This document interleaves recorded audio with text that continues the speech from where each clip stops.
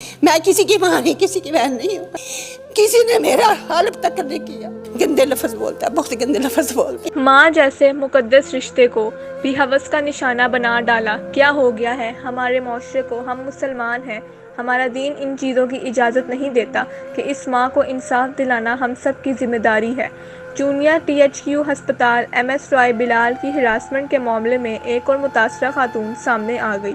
یہ عورت junior THQ ہسپتال میں 13 سال سے ڈیوٹی کر رہی تھی۔ ماں جیسے مقدس رشتے کو بھی نہ دیکھا۔ اس شخص کو ماں کی عمر جیسی خاتون کو بھی اپنی ہوس کا نشانہ بنانے کے لیے اسے کیا کہتا ہے، اسی ماں کی زبانیں سنیں۔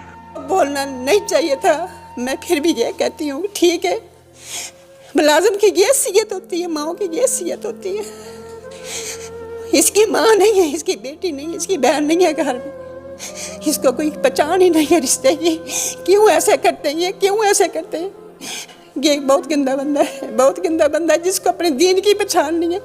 چلو میرے سفید بال ہی دیکھ لیتا، ایک دفعہ تو کہتا کہ بیٹا بہنا میں کام کر دوں گا، لیکن کوئی بات نہیں، نہیں یہ بہنا تو کہتا ہی نہیں ہے نا، بچہ کہتا ہی نہیں ہے۔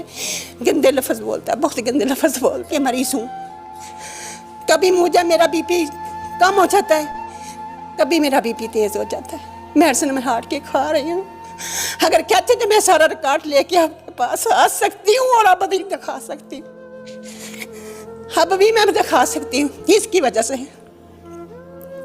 لیکن یہ بات نہیں ہے کسی غریب کو کسی کا حق نہ دیا جائے۔ اب میرے کاغذ دفتر بھی جا کے رول کھل گئے ہیں، کسی نے میرا حل تک نہیں کیا، لیکن نہیں، اللہ تو ہے نا، اللہ تو سب کے ساتھ ہے نا۔ میں دی تھی درخواست، میں نے دی تھی، اوپر سے دھمکیاں لگاتا ہے، اوپر سے دھمکیاں لگاتا ہے۔ کیا کر سکتی ہوں؟ کیا کر لو گی میرا؟ میں جس کو چاہوں رکھوں، جس کو چاہوں میں نکال سکتا ہوں، مجھے پورے حق ہیں، لیکن یہ حق اس کے سارے میرے پہ تھوپ دیے ہیں۔ اس نے میرے حق، اپنے حق میرے پہ تھوپ دیے کہ اماں میرے دفتر میں آ جائیں، اب دفتر چھوڑے میرا گھر آ جائیں۔ کیوں؟ کس لیے؟ میں کسی کی ماں نہیں، کسی کی بہن نہیں ہوں میں۔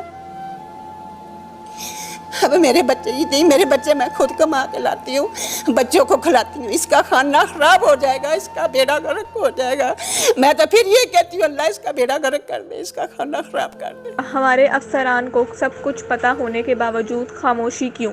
سچ کا ساتھ کیوں نہیں؟ ابھی تو بہت سے لوگ اپنی عزت بچائے بیٹھے ہیں، اللہ سے رو رو کر انصاف مانگتے ہیں۔ اللہ ہی بہتر انصاف کرنے والا ہے، لیکن اللہ نے آپ لوگوں کو اچھی سیٹوں پر بٹھایا ہے تو اللہ کے ہاں جواب آپ لوگوں کو بھی دینا پڑے گا۔